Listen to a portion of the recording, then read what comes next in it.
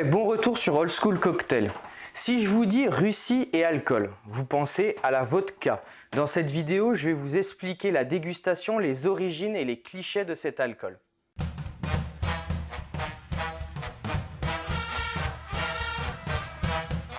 C'est en 1441 que la première distillation d'une eau-de-vie de céréales voit le jour. Le mot vodka se traduit littéralement par petit eau. Dans les langues slaves, voda signifie eau et ka un diminutif affectueux.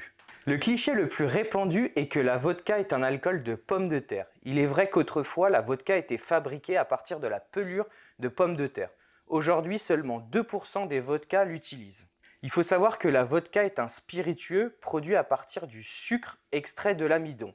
Ce qui signifie que tout ce qui contient de l'amidon peut être utilisé pour en faire de la vodka.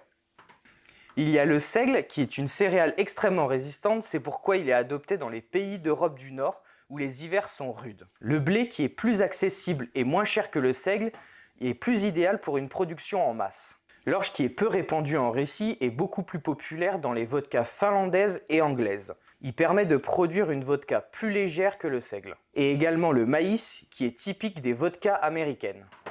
Il faut savoir que la vodka est l'alcool fort le plus consommé dans le monde, avec 2000 millions de litres produits annuellement. Les sources divergent concernant l'origine de cette eau-de-vie entre la Russie et la Pologne.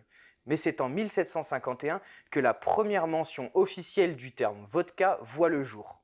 Quand on entend vodka, les premiers mots qui nous viennent à l'esprit n'est pas dégustation. Ça nous rappelle plutôt les fêtes étudiantes bien alcoolisées. Vous voyez de quoi je parle, hein? Cette mauvaise réputation vient d'une quarantaine d'années de production industrielle et peu qualitative. Pourtant, il existe des vodkas qui pourraient vous faire changer d'avis. Une bouteille à plus de 25 € pourra déjà vous surprendre par sa palette de goûts.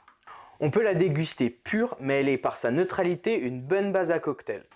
Et un de mes cocktails préférés à base de vodka est le Bloody Mary. Et je vais vous expliquer sa réalisation. Allez, on y va.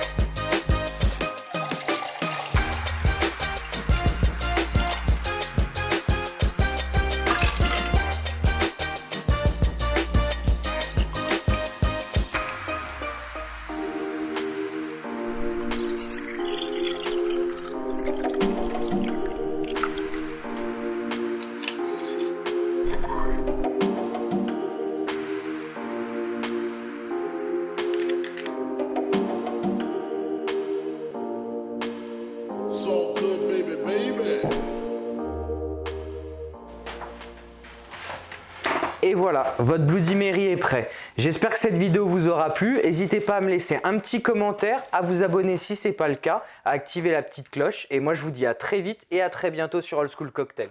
À bientôt.